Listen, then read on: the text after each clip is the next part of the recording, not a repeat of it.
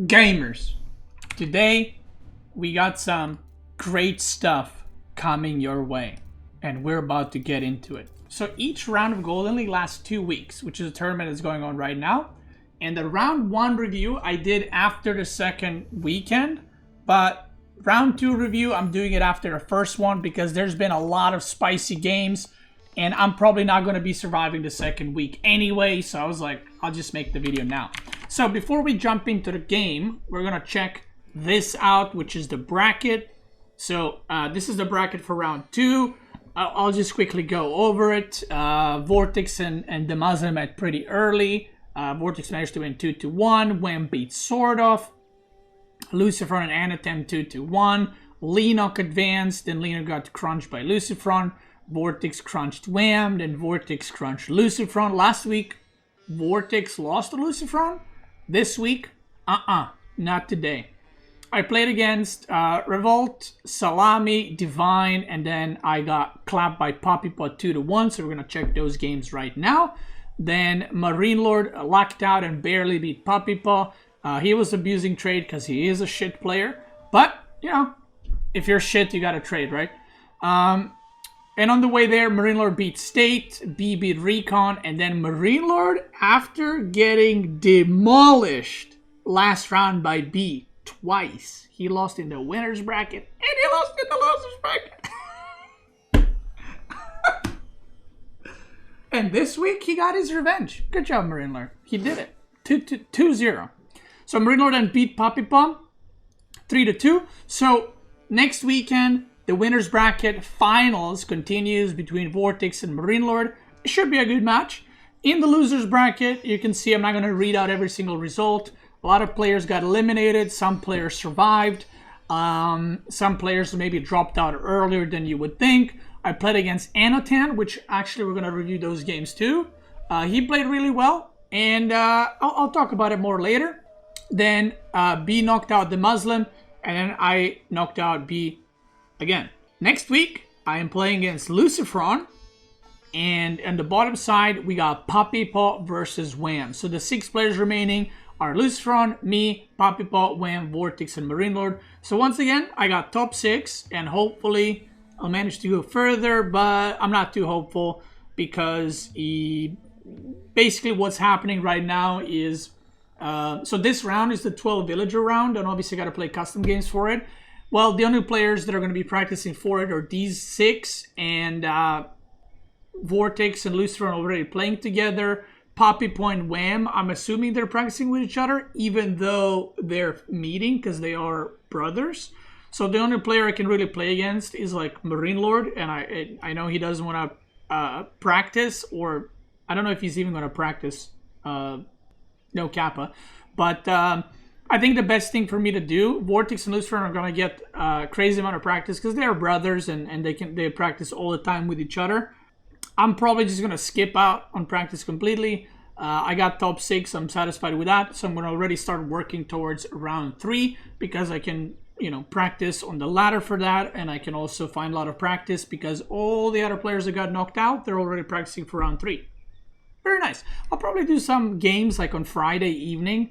So then I remind myself a little bit about 12 villagers, but I'm probably just going to skip the practice overall. And these are the round 2, week 1, the 12 villager start. These are picks and bans, which were kind of interesting actually. So we're going to go through them a little bit.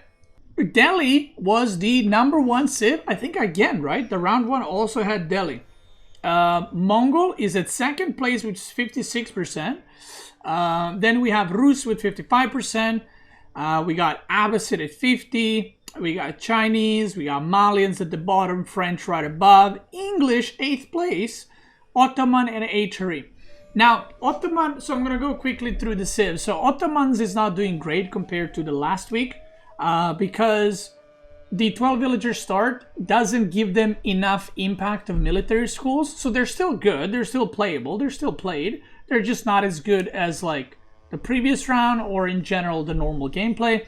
French and Malians, I mean, they're just not that good of civs, I think. And they, you know, the 12 villager start, you know, didn't really change that. Then you got Abbasid at 50%. We've seen a lot of Abbasid trade show up, and they seem to be doing well. They're getting like no bans. Abbasid is second lowest ban civ actually. French is the lowest, and then Abbasid. We got China at 50% chilling right there. Now, Mongol is a bit surprising to me, the fact that it has 56.5% win rate, but you can see not a lot of bans for Delhi either, so Delhi has a good win rate. Rus has good win rate and has a lot of bans because some of the maps in the tournament are really good for Rus. So Rus is like either kind of not picked or it's banned / insta picked on certain maps, which is why you have like this is the, if you look, this is the only civ that has kind of this high ban rate compared to the win rate and pick rate. So it's very even. Now the last two, which are Acher and English, so those civs were expected to do the best, and people might be thinking, wow, they did pretty bad, 49% and 46%. But if you look at the ban rates, they are the most banned civ by far. 127 bans for English. If you compare that to Abbasid or even Rus. Rus is the third most banned civ, and English is double that almost. And then you have HRE with 120 bans. So the only time that these two civs were not banned, I would assume, is against players who maybe were not that good with English or HRE, or players didn't know that those players played those civs, or maybe the maps weren't good for those civs. So you can see with complete total amount of bans, 127 bans, and it got 50 picks. So if you compare that to a civ, that's 177 participation, I guess, of English. If you compare it to Delhi, which is only at 72 combined, you can see, So again, it's kind of like the thing where you have to look at everything and not just win rates. And if English was not banned or HR was not banned, I'm pretty sure they would be top 2 in win rates. But it was pretty much banned all the time. So with that being said, let's get into the games. So I'm gonna, again, we're not gonna super analyze this. I'll just kind of go ahead and tell you guys what happened, why I lost or why I won, and all right. So the first game, me versus Puppy, was Golden Heights, and I mentioned that this map might be a clown fiesta because you started with 12 villagers. So if you pull your villager, if you pull 2 villagers to build a dock, and opponent pulls 3 villagers, then he's gonna kill your villagers, and then you can't dock, right? So I just said, fuck it. So I pulled 5 villagers, and well, Puppy pulled 2, but let me tell you, 5 beats 2.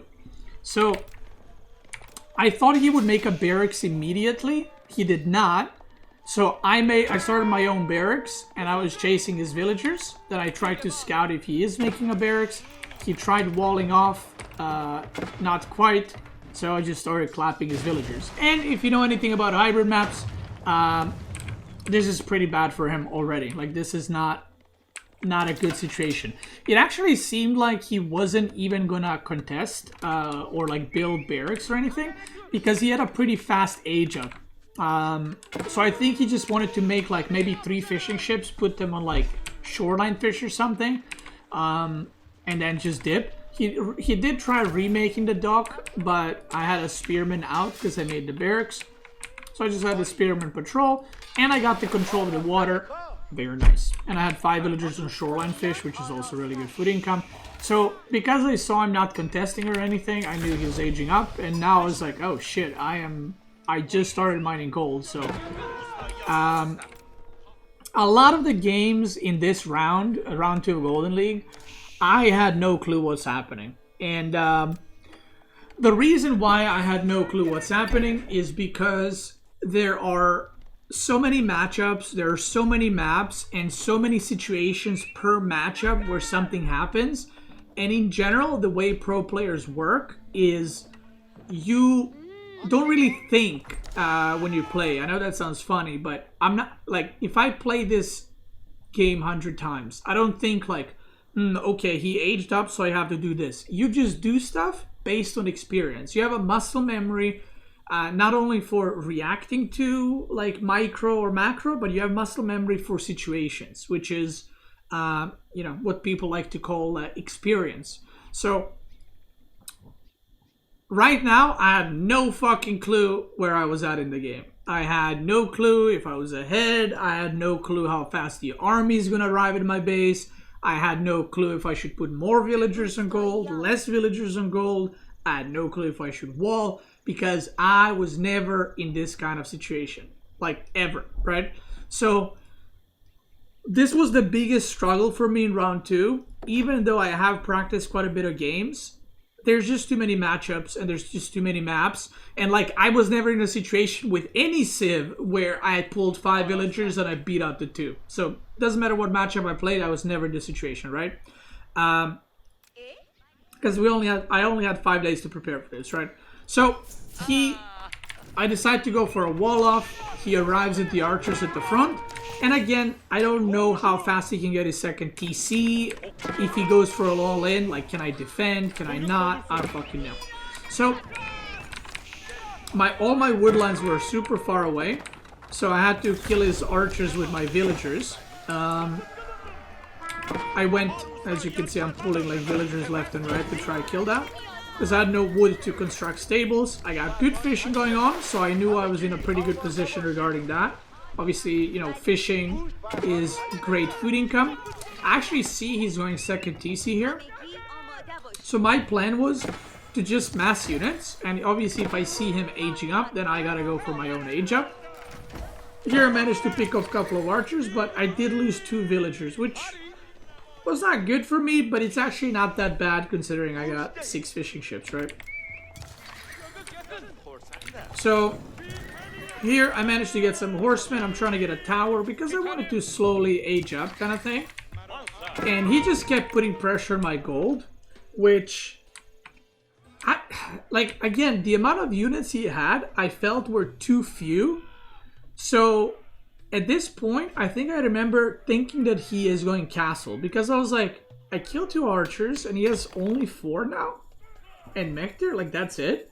So I was like, he has to be aging up. So I was like, fuck it, I'm just gonna counterattack to deny his gold. So I went straight for the gold because I knew gold spawned here. And then I arrived there and I see no gold. So I was like, huh? So I was like, maybe he's mining gold here? And again, this is the inexperienced part in these types of games. Because if this was like a normal game that I've, you know, had a bunch of practice and experience with. Oh, he tried to build a dock, which I denied. If this was a normal game where I had a lot of experience, the moment I would, like, I wouldn't even need to scout gold. I would know based off of how many units he had, what he's doing, right? So there was a lot of that, like I said, going this round. He keeps trying to push this gold, but I'm kind of secure at this point. I'm not too worried. My fishing is popping off. And here I go for a little pincer. I grab a couple of... Actually, I kill all the archers, which was really nice. And then I have this big kind of raiding party for myself. I started printing archers, because I had no wood for the longest time, because I was producing fishing ships as well. So right now, I was just like, I'm just gonna slowly move into castle, because the amount of units I killed, I knew I'm in a pretty good position. I get this sorted out as well. He keeps trying to push, but I have a tower, so I just kind of, you know, bail in and get away. Here, I go for a little counter, because why not?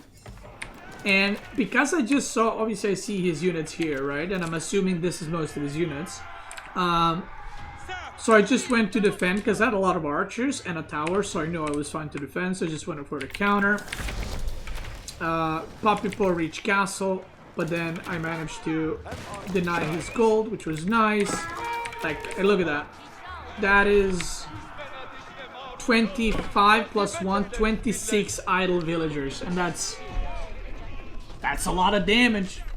So, yeah, these guys raided for a while. I tried to cap this sacred site, but didn't quite work out.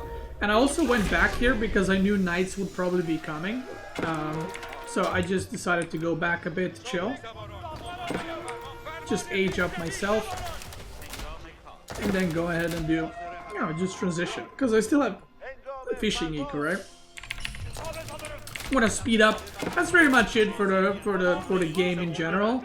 Obviously, I was ahead in army, but he has better quality army because I have a lot of archers and horsemen.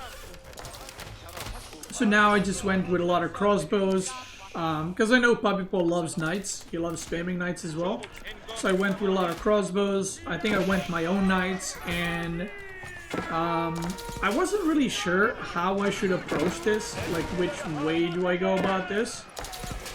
This was kind of scary a little bit. He killed some workers, but I also started doing damage on the other side. But once I cleaned up here, I felt like I did a crap ton of damage, and my upgrades are slowly kicking in, so I felt pretty good overall. He broke this, but then I just run by again. And I think I forced more idle time here. Or no, he just moved a little bit.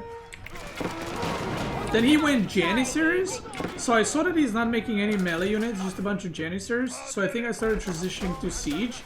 Because my goal here was to get the middle and just go for Sacred Side win. There's a keep. And you're about to see the juiciest raids you've seen in a while. So here he's trying to stop the raid, the keep, sorry.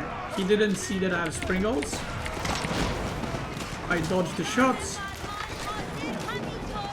Boom.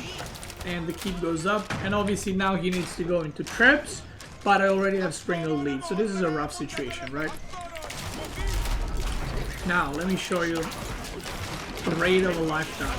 So now I'm slowly like destroying this. I think I get a trap at some point and I slowly start working towards that. I'm getting another keep here. And, I mean, this is a pretty bad situation for him, right? Because he doesn't even have... Oh, he has, like, some farms, right? But check this out. 5 knights and 4 horsemen.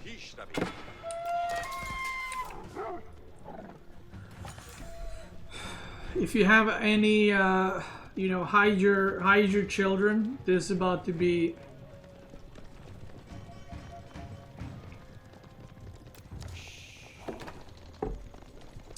That is 22 workers.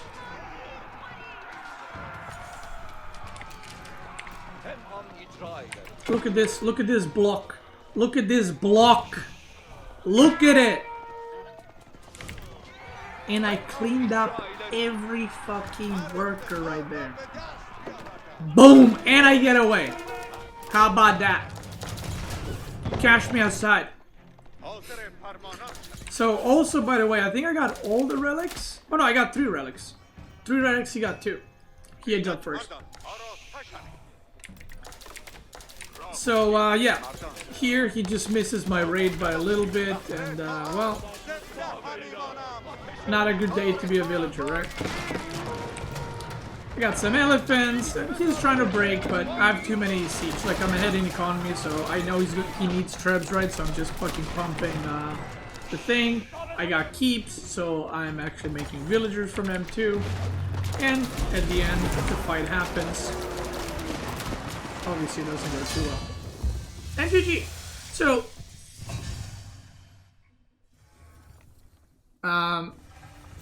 what's it called? So yeah, overall, a bit of a weird game, but you know, I pulled out a win, and I was like, all right. I thought I was gonna lose there 4 times, and I thought I was gonna win there 7 times. But we did it. But next games, pretty rough. So, I have heard about the Abbasid trade, which 12 villagers start. But, I have not had experience playing against it once. And, not only I haven't played it in this matchup, I mean, I haven't played it at all. So when I scouted his base, I wasn't even looking for a trade wing, right? Because in all my practice games, no one did it, right? So the game starts off normally, and I actually have, I'm actually pretty good in this matchup, if it's like a normal matchup. So I decided to go 2 TC. I was like, I'm not gonna go Castle Rush, I'm just gonna go 2 TC. And then I didn't, like I said, I didn't even scout the House of Wisdom because I just thought it's gonna be like normal Abbasid. Well, the trade starts. So I think in a bit I actually scouted, but it's already like it's kind of too late already, right? My scout is going now, but in order to counter trade any trade, you gotta act immediately, right? So in theory, if I made units right now, if I added production buildings, I can still stop it. Like, there's time, right? But you can see my scouts are kind of AFK. Like, I'm not scouting. I'm not expecting. I'm not seeing fucking trade. I got no production. Yo boy is rushing castle. I'm just going castle, you know, standard. I'm like, okay, he's not making units. I can see nothing's coming out. And then this scout just went here and saw a trader. And I was like, oh, fuck. That's not good. Because he aged up 2 minutes ago. So I know he's been trading for 2 minutes already. So I was like, that is not good. Because, yeah. Oh, he made a mistake here, actually. He finished trade here instead of trading all the way down. But still, I was like, oh, I'm fucked. Because now I got all this gold. Or I'm getting all this gold and I'm getting all this food. And I should be getting wood to make production buildings. So I try to make a, you know, production building and do some harassment. But I think I just rushed castle anyway. Because I was like, oh, I'm too late. So I'm just not gonna, like, I'm just gonna try to go castle and make knights or men-at-arms or something and try to, like, attack him that way. Because again, I don't know how the timings work out, so I was like, I should have time to do that. Age up. He is full on fucking trading. Hold on, how many workers does he have? Or how many traders? He's got 19 traders right now. So if you look at the resources already, 1k, 1k, 500, mine are 1k, 200, 400. So at this point at the pro level, the game is over, right? Like, I can't just forehead kill traders and win. Like, it's already over. Once trade gets going, it's GG. He never fixed these traders, actually. Oh my god. So he would have actually been further ahead, but these 3 traders are still trading to House of Wisdom. And they're bringing 19 gold instead of 150. So it actually should have been even worse for me. But I start working on the relics. I start like putting in knights everywhere. And I decide to go full on, you know, try to secure relics and then try to go full on the trade. He ages up as well. And I actually get a good amount of relics. I think I get most of them. I start breaking the walls here, I get in over here, I kill a couple of traders. But the thing about trading is, even if you kill 5 traders, if they traded once, they already paid off, so he just keeps trading. And also, Abbasid traders are cheaper, they're 40-40. So, yeah. So I break through here, and again, I'm trading way better. Like, I'm fucking killing units left and right. I was killing fucking traders here, I was killing workers. I was getting relics. And again, you know, I thought, oh, I'm doing pretty good, right? There's so many times here where I just had units just fucking killing traders that were, you know, AFK. And he is down to, he is 21 traders, right? Which, it's been 4 minutes since last time I checked how many traders he had. So I've been killing traders, right? But there's still traders going on. So I'm breaking in the walls here, I'm fucking blasting. Worker count is equal, and I was actually feeling pretty good, you know? I'm like, you know, I'm doing some damage. Look, more spearmen. Okay, let's fucking go. More traders. Boom, boom, knights. Okay, you know, fuck yeah. Oh, more knights. Yeah, killed like 5-6 knights there, killing traders, fucking killing shit here. I'm like, alright, let's go, you know? Not bad. I mean, he's producing traders from 4 markets and he's only at 28. 6 minutes after I started attacking. So I'm like, okay. See, this is the mistake. So I say, okay, I did enough damage I'm gonna just... I got 5 relics. Right? 4 plus 1. I got 2 sacred sites. I'm just gonna age up to Imperial. And we just play the game. That was not a good decision. What I should have done is I should have put this key... I should have kept making units and put this keep here. And tried to kill it. But, again... not having experience in not only against Abbasid trading, but Abbasid trading with 12 villagers leads to situations where you just make a wrong decision. And in this case, well, my decision was fucking terrible. So I go Palace of Swabia. So remember earlier how I was killing units and stuff, and I was like trading better the whole game, and I was killing guys, I killed 38 traders. Okay? I killed 30 fucking 8 traders. I got 5 relics. I got fucking... I lost 0 villagers. Okay? Are you ready? Supply. He's 40 supply ahead.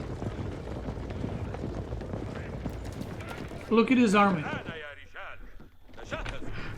And this is why you have to stop trading or you're dead. It does not matter how well you trade.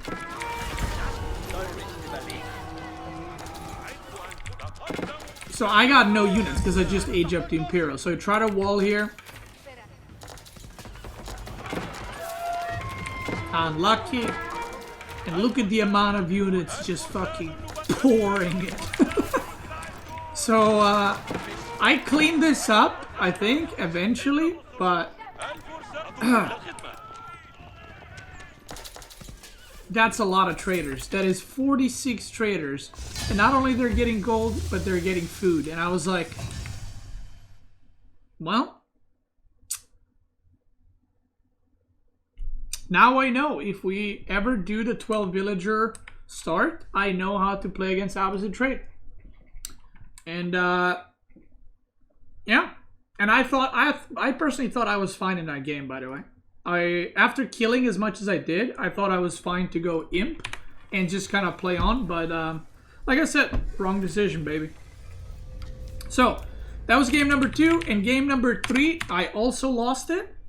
And that was just, if you think this is a bad one, the next one is a fucking disaster. The next one is a disaster. So I picked Malians. And I, with 12 villagers start, I have practiced a bit of Malians.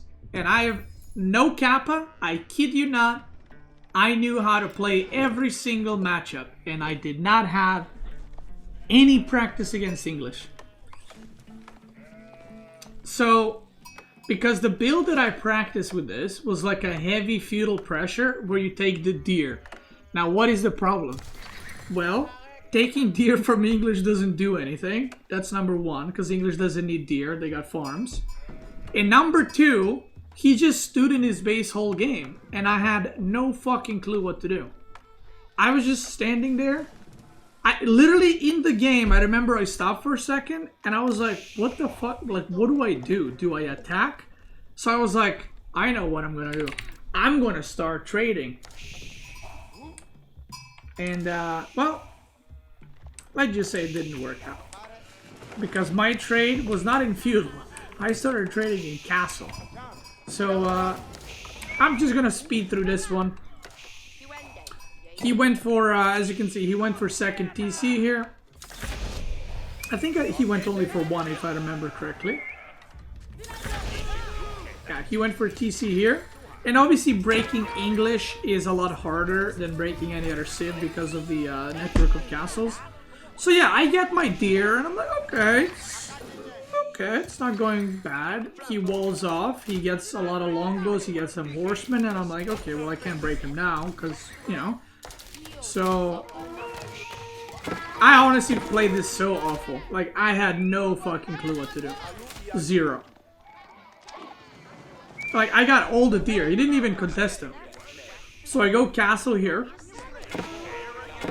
And because he was making units, his castle was a lot later.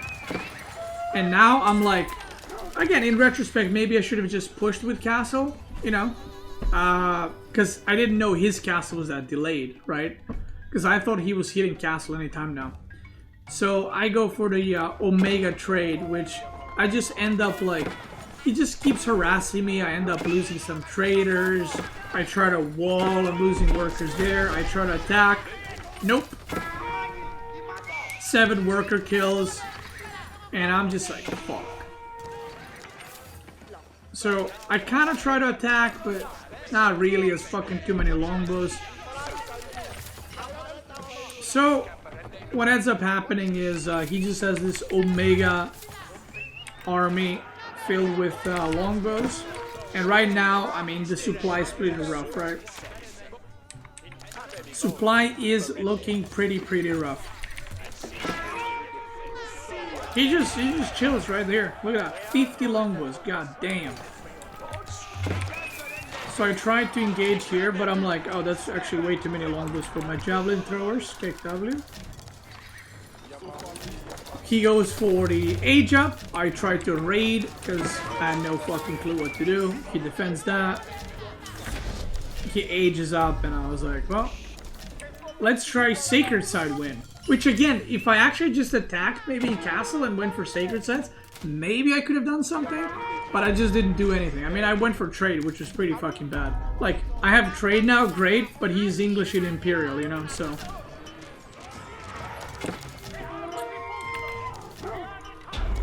So yeah, he's literally just, because he had a gold here, and gold here. They're all covered by the same keep, so I can't even harass the gold. And I think we fight here, and I get a pretty good fight. But his eco, I think at this point, is a lot better. And obviously English Imperial is pretty good. I try to build a keep here because I have one here. He cancels my keep on this side. And I just die. He does a little counterattack.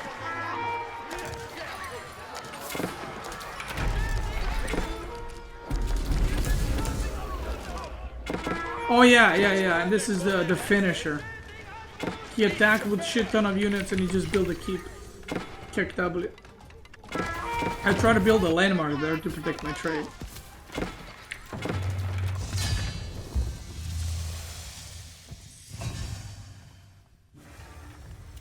Yeah.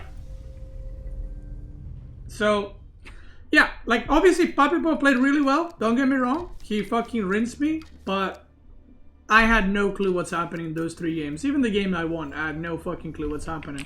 Because, especially the last one. The other 2, I mean, obviously the trade is Monka, right? But this one, I just had no idea what to do. Then I played against Anatan. And if you think I'm just coping, let me show you these games. God damn. These games, I got wrecked. So Anatan, for those who don't know, I would say is he's an up-and-coming player, and I do think that he's one of the players that if he actually keeps practicing, I think he can become really good.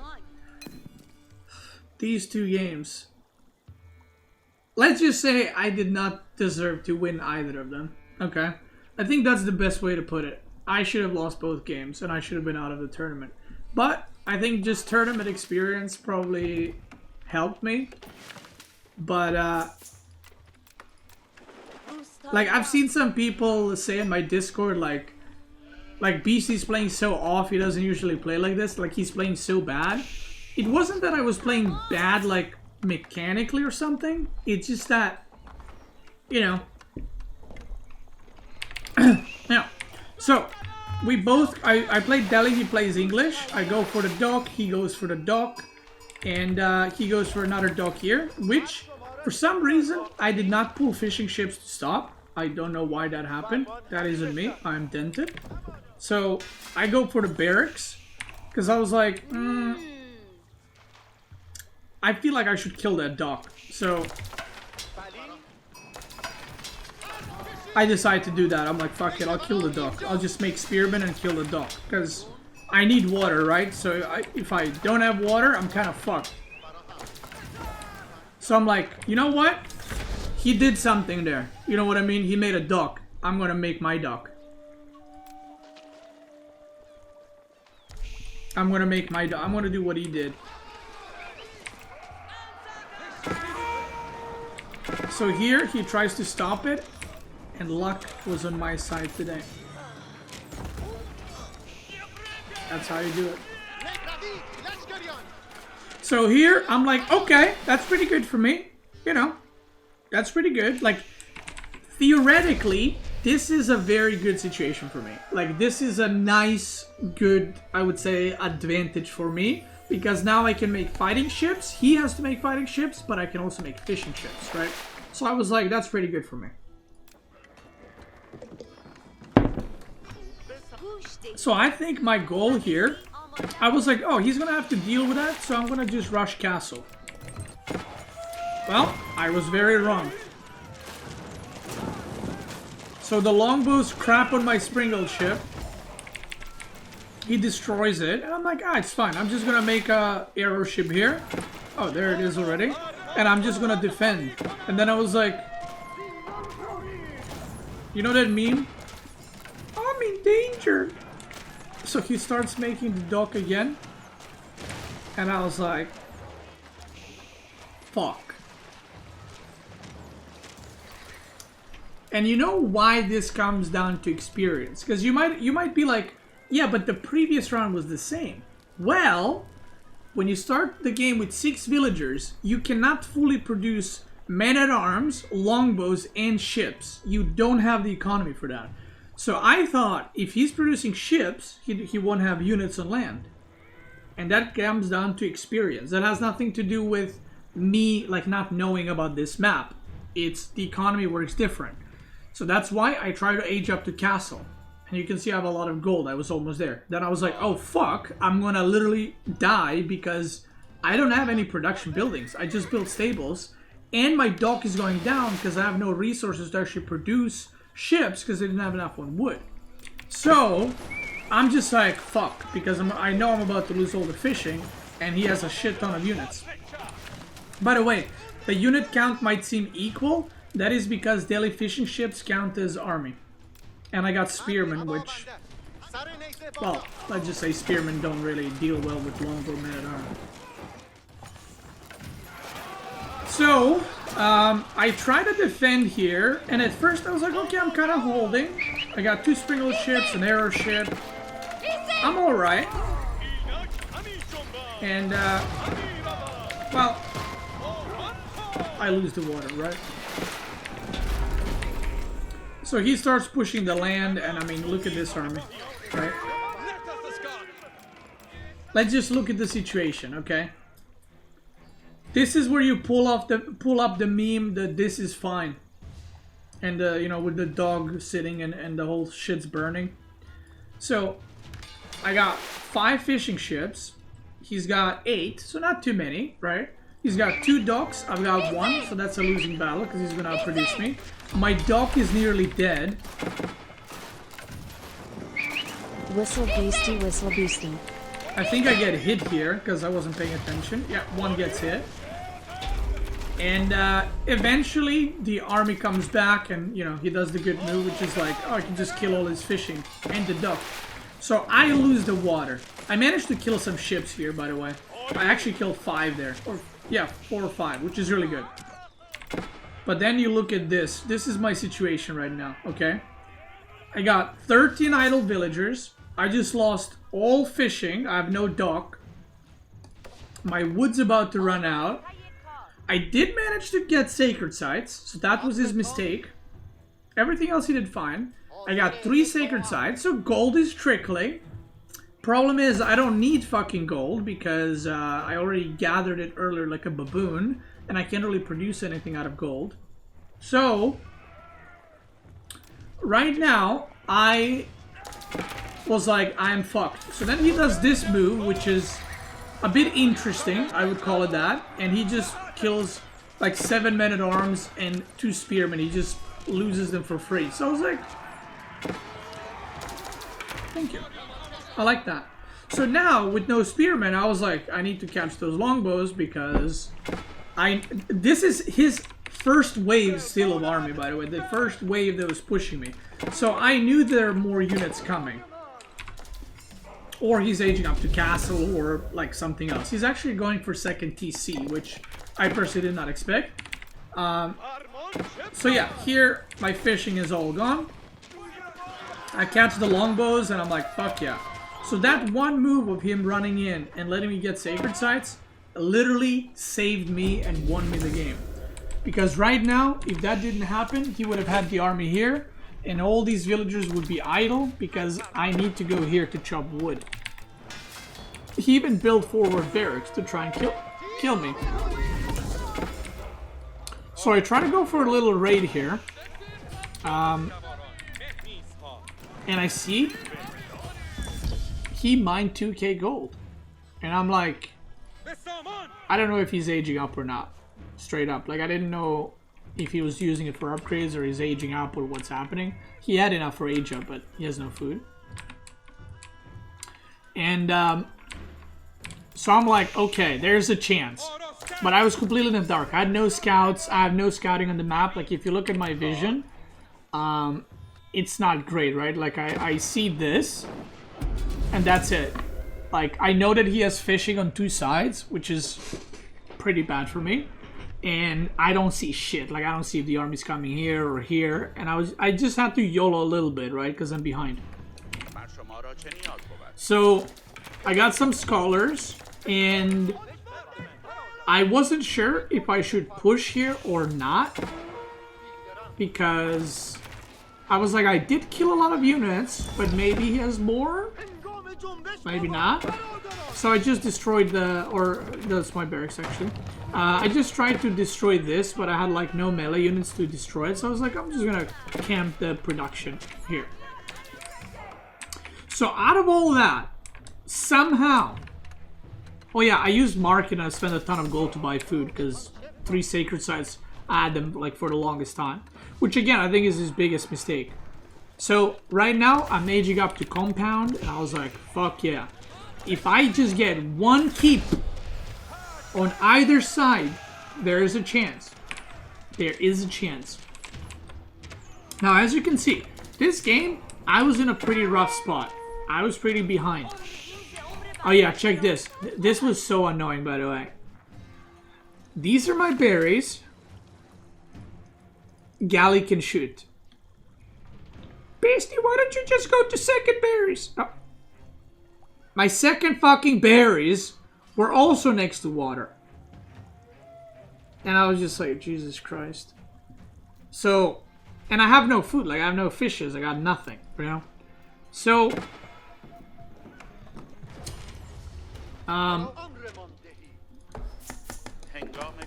what was I gonna say? Oh yeah, so here I'm like, okay, I just need my upgrades to kick in.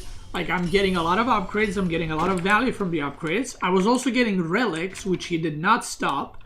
I have 2 relics now picked up, and I think I pick up more. And I still have the corner sacred sites the whole time. So I was getting hella fucking loads of gold. I managed to deny some of his fishing, which was very nice. He made demo ships, try to snipe my stuff, did not work out. And I was like, I'm feeling good. Okay, there's a chance. There's a chance. So, right now, I think I'm just... Oh yeah, I went and I mined a crap ton of stone for the thing. And initially I was gonna drop the keep here, okay? Because I have food here, I have food here, I have food here, I have wood here, wood. So I was like, I should drop a keep here. And I think I was about to drop it. And then I see his army move around. And I was like, oh, fuck. Like, if he goes into my base, like, I literally got nothing, right?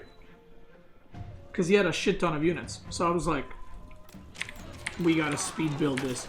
So, oh, no, sorry. My keep was gonna be here on this sacred sites to cap it. So, because my villagers just ran from there. So I was like, fuck it. I gotta speed build this shit. Because I get to protect a stone, a gold, and another stone. Which is pretty good resources, right? And if I protect the stone, I can get more stone and more keeps. So here he goes for it. I lose some villagers. But eventually I get in and I'm like, hell yeah, brother. Meanwhile, I did some raids with the knights. I'm trying to protect these berry bushes because he kept attacking me with galleys and I had to keep archers there to kill that. I missed that completely. So here, I think I saw him going for the white tower. I don't know if I saw him with these. I think I saw them with these knights actually. When I was here, I saw the white tower. So I was like, okay, that's fine. He has 700 stone, by the way. I just realized. I thought he had a second TC somewhere, but I guess not.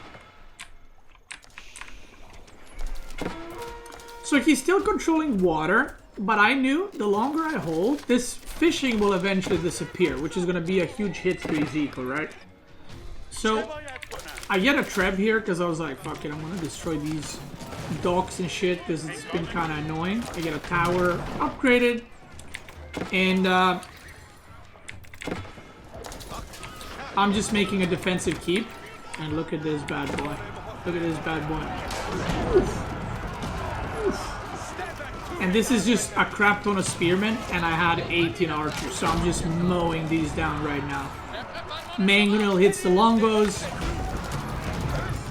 and I was like, holy fuck, I'm gonna win that. I'm actually gonna win the game. Wow. I did not deserve to win that one. Now, if you are like me and you think I didn't deserve to win that one, the next one is a lot worse. The next one is atrocious. So, before this match, again, I practiced with 4 or 5 different people, and all the games in Cavazon I had, no one picked Rus. Not even once. So, usually, whenever you play Rus on hybrid maps, it doesn't make any sense to kill the docks because Rus has fishing ships that don't require dock, right? So if you kill a dock, Rus will age up and basically upgrade his ships and get the dock back up. So you didn't do anything. You just lose the water completely, right? So I never played against Rus on this map. And all the games I practiced against were like Ottoman versus Mongol, Mongol versus HRE, HRE against English. You know, the standard matchups, right? Which is you just go against each other like baboons and that's it. So literally after I finished my previous match, I discover, because I was waiting for Anatan, and I was watching some replays, what people are playing on Cavazon, because I saw that Anatan played Cavazon previously. And I see that a lot of people are playing Rus on Cavazon, and I'm like, oh fuck. So we do our map picks, obviously not after the last game, but before the game I just showed you, we do the map picks, and he picks Cavazon as his home map. So I'm like, okay, I know he plays Rus on it. I know everyone plays Rus on it. I could ban Rus, right? Because I don't have experience playing against it. Or I could keep it open and I can pick Rus myself. So I was like, and it's also his home map, right? So I was like, if it's his home map and I ban Rus, he probably knows how to play other civs too on it. And this is like not my go-to map kind of thing. It's not my bad map, but it's not my go-to. So I was like, I'll leave Rus open. Fuck it. So I leave Rus open, and he leaves my Rus open. So I was like, okay. So I was thinking, if he picks Rus, which he probably will, if I go aggressive and kill the docks, he just upgrades his ships and takes over the water. So I was like, what is my game plan here? So I was like, fuck it, I'll just do Rus. I never played Rus on this map. I'll just play Rus, because in theory, I know what I'm supposed to do. In theory, I'm supposed to get a dock, he gets a dock, and we rush to age up so we can transform the ships and we fight over water, right? I know that this is like the strategy. So I was like, okay, I'll just improvise. Well, turns out, in strategy games, improvising is cool, but you still gotta actually practice it to do it well. So, needless to say, I did not do it better than he did. So, the game did not go my way. So, he went for a dock on this side first, and he docked my side really early. And he only went for one fishing ship. And then he put... Dude, I was like, is he not aging up?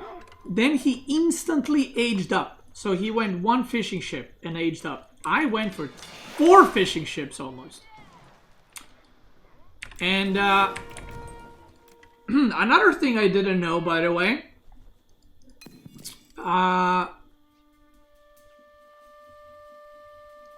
Another thing I didn't know is that this map, because I never played Rus, so I never paid attention. This map only has 1 big deer pack and 2 small deer packs.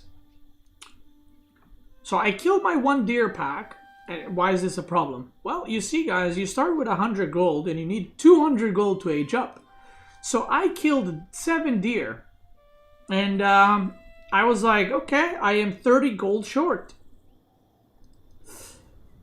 So I kept trying to find the deer, and I kept trying to find the deer, and I scouted. Oh, trust me, I scouted. Look at that. And I couldn't find my second deer pack, which I thought was the big deer pack.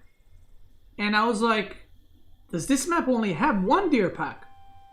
Turns out, no. It has small ones as well. And this is his small one on his side of the map.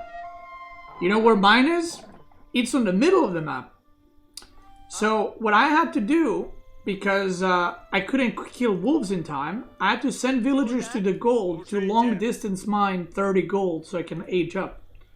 So my idea was, I'm gonna go Golden Gate, because I know people do Kremlin here, but I was like, I'm gonna go Golden Gate, and I'm gonna buy stone and get the arrow slits. That's the 5 head. That's what I'm going with. And I was like, I should also dock his side, right? Because I know that, you know, you gotta control both sides. So this is my age up. He aged up already, and I was like, that's not good for me. That is not a good situation to be in. So, he's already destroying my dock with scouts. He gets a ship here, and I'm trying to micro them. I think, yeah, I lose one because I'm a very good player. I'm transforming Springled ship, and then I lose this other fishing ship as well. And I'm getting arrow slits, and I'm like, this is fine. On the next round of Golden Gate, I'm just going to buy another 100 stone or 150 stone, and I'm going to upgrade this one too. So I'm like, okay, this is not bad. Turns out he just mined the stone because he aged up so much faster than I did. And he basically got arrow slits on both docks too. To speed things up, in a very skilled manner, I managed to lose both water. Both sides. There's the first one. Oh, and apparently when you got a Kremlin, you can make these bad boys and you can just burn the docks. So I lose dock number 1, and don't worry, dock number 2 is coming soon as well. So I went for knights actually, because I was like, well, I lost the water, I'm gonna try to harass a little bit, and I was like, I gotta go second TC, right? Because what else am I gonna do? Like I lost the water, so I have to get economy somewhere else.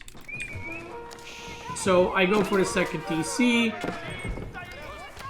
And again, I am once again, you know, the Bernie meme, I am once again in a situation I was never in before, in a matchup that I never played on this map. So, I was pretty sure that I should have made a 3rd TC, but I was like, I might die if I go 3 TC, even though he has water, so I'm just gonna try to hold.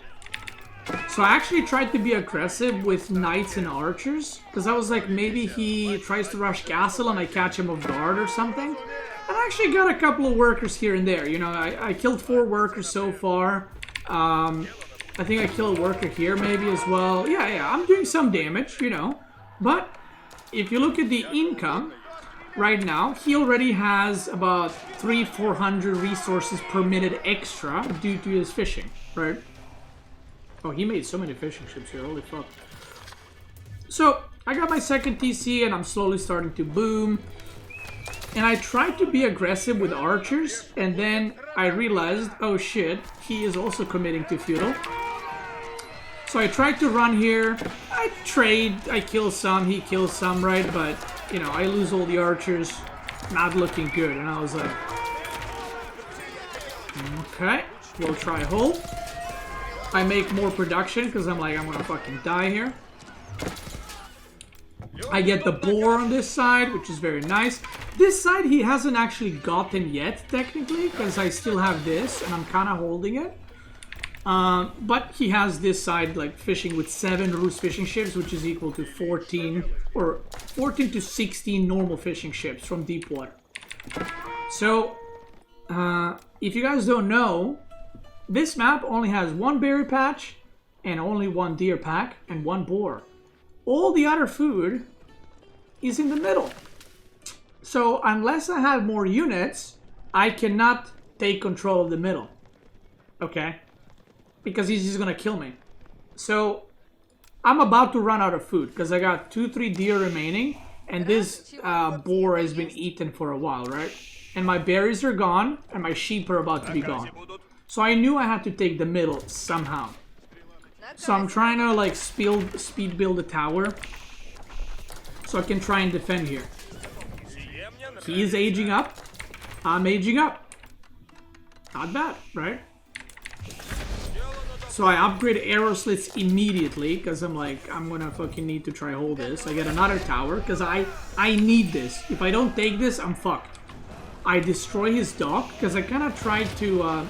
I thought about maybe I can like actually retake this somehow.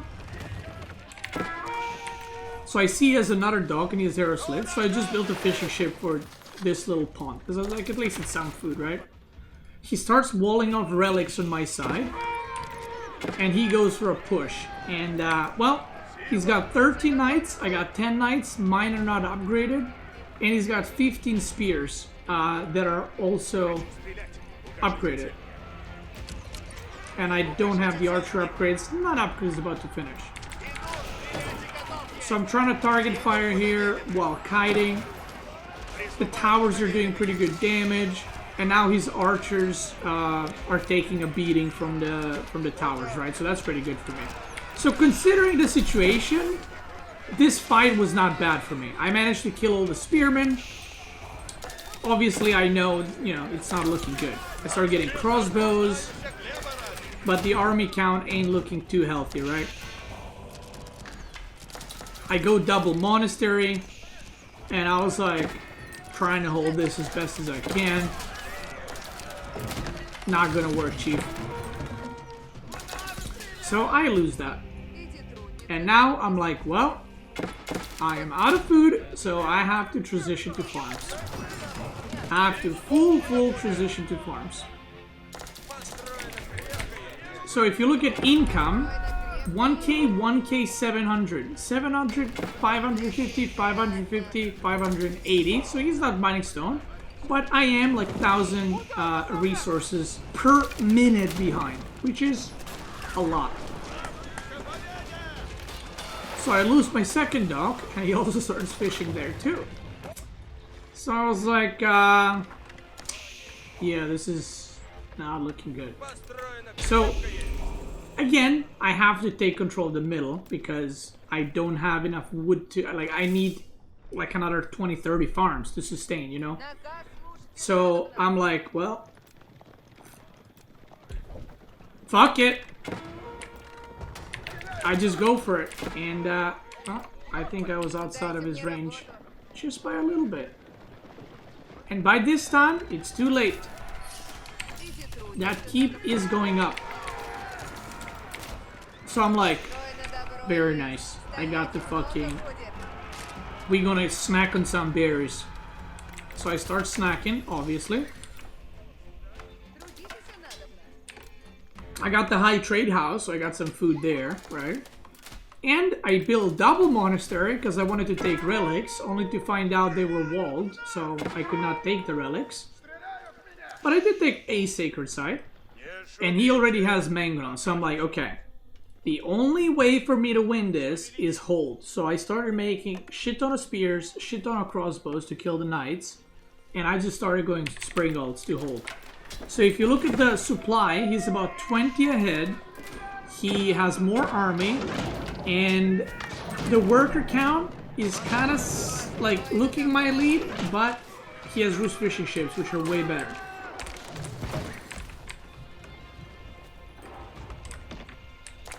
So I tried taking the relics, by the way, and he, you know, denied it. He what's it called? Sent units there to kill my knights trying to kill the thing. I found proxy stables here and a few barracks, and I was like, okay, don't mind if I do, brother. So this is where... Wait, he just picked up a relic somewhere. Okay, he has 3 relics, right? And a sacred set. So this is his army. This is my army, right? And I have a keep, to be fair. So I was like, I need to hold this keep at all costs. If this keep goes down, I am dead. So what I did is I figured he's not going to attack from the top side, because it's kind of too far away. If he goes all the way out, I can just cross through the middle and try to kill him. So I keep the bottom side, so I can get these resources and also kind of defend this location, right? So the battle starts happening, and this is my bread and butter, brother. The siege battles, holding the line, target firing with the springles. Takes me back to the summer of 2022. So what I did the whole time, if there's no siege to attack, I tried my best to target fire any of the ranged units, like shift clicking them and sniping them. So I'm just like, I don't need anything else. I don't need trebs. He needs trebs. He needs mangoes to break my crossbows. Maybe I could use 1 mango, but I just need springles. Springles. So I put like 28 workers on wood, 26 workers on gold, and I'm just pumping springles out of 2 siege workshops. He is bleeding units right now. Boom, boom, boom. Boom, boom, boom. See you later. And I'm holding, baby. All the siege goes down. And this is the moment where I knew I got it. He just lost, like, insane amounts. So then I try to put some springles to kill his fishing ships. I think I sent one, like, around or something. Maybe I went this side first. Oh yeah, and I'm still trying to snack on the berries here. So yeah, I left 1 springle here to start working the fishing ships. And then I see Monka has 7 springles. Cutie Patootie got 6. But can I do it? 6 versus 7. That's a big disadvantage in the springle battles. Boom, boom, boom. 1 goes down. 2 go down. 3, 4, 5, 6. 7 springles remain because he decided to kill my mangonels first, so he can't lose the army. But instead he lost everything. So now I'm crapping on the springles, boom, boom, boom. And I think, yeah, this side I cleaned a lot of the fishing ships. I upgraded this as well. And now I sent, I built a tower, and then I sent a springle around to kill the rest of the fishing ships. And I was like, I'm feeling good, brother. I get the Imperial. I go that high armory, of course. I insta-get the springled upgrade. And I say I'm about to bust your ass. And then...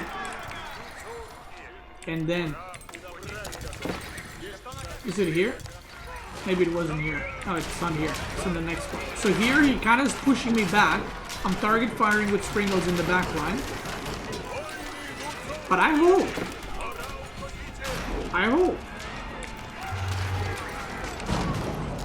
And I'm like, fuck yes, let's go, baby. and I go for a push again. But then 28 Springle Mangonel hits me, and I was like, oh fuck, that is a lot of stuff. So I just make a run for it. And his militia, in the range of the keep, slowly evaporates. And your own cutie patootie gets the dub. Now, I will say, the Papipo series, I deserve to lose. He played better. I was fucking clueless with what I'm doing, but I deserve to lose. This one, not only I deserve to lose, but I did not deserve to win either.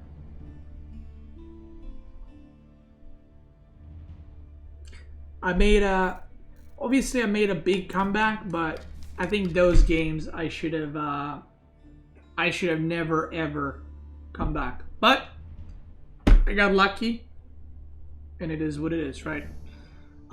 So for those that don't know, I did manage to get top 6 in this round, and we're continuing next weekend, where I hope I win an extra round or 2, but I am not hoping for it. I think I'm playing Luciferon, which obviously both him and Vortex are very good, and like I said, they're probably going to be practicing a shitload, and I am already going to be practicing for round 3. So if I win against Luciferon, that's going to be a surprise. And in the standings that I have, 6th place would yield me 30 points. Why is this important? Well, let me show you, boys. So as of right now, you need top 4 from the 3 rounds to advance to the playoffs. Playoffs is only top 4. There we go. Semifinals and finals. That's it. So right now, I had 60 points from round 1. I did not get any points from round 2 because I'm still in, but a minimum amount I am getting is 30. So I will be up to 90 points. Now, assuming that Vortex and Luciferon do well, they will be getting at least 60 each. So me chasing for Luciferon and Vortex's points is probably not going to happen. Like, they're probably pretty much secured top 2. I think Luciferon not yet. I think there's a chance for Luciferon to drop out if he finishes, like if he loses to me and then doesn't do well in round 3, there's a chance he doesn't make it to the playoffs. But in general, they should be good. So I will have 90 points minimum, and because B already lost in both tournaments, he has 60 total, so I'll have 90, he'll have 60, and then Puppy Boy is still in, Marine Lord is still in, and Wham are still in. So realistically, the battle for top 4 is between Lucifer and Vortex, myself, B, Puppy Boy, Marine Lord, and Wham. And a lot of it depends on how people do this upcoming weekend and obviously the last round. So we'll see what's going to happen. But like I said, I only had 5 days to prepare for this round, so I was pretty much steering. And as you saw in the games, like, I'm not looking good at all. So the fact that I managed to get this far, I'm very, very happy about. And hopefully in the last round, I'll manage to get a good amount of points to secure myself top 4. But there is a chance, even with me like being here, I got 3rd place here. If I get like 5th or 6th, and if I do decently okay in the last one, that's still not going to be enough for top 4. So I would be out of playoffs. But one can hope, right? For those that don't know, the last round is out of the whole map pool. The top 4 civilizations per map will be banned. So I think all the 64 players that are in Golden League will be voting, and basically we're gonna vote, like, let's say Cauldron, all the players vote like, what do you think is the most OP civ there, and top 4 civs are not allowed to be played. Other than that, it's gonna be normal games, like no special rules, like no Stone Lords or something. It's just, that's it. Yeah, English is probably gonna get permaban. So it's called off meta combat. So Yeah, it's not going to be based on like ladder stats or something. It's going to be based on player votes, which I think is better. So, yeah. Anyway, if you're watching this YouTube video, I want to thank you guys so much for watching. Check him out on Twitch. I'm probably streaming live right now. And there's one more match that I might cover in a separate video. And that match is this one, because the games were kind of long. It's me versus B.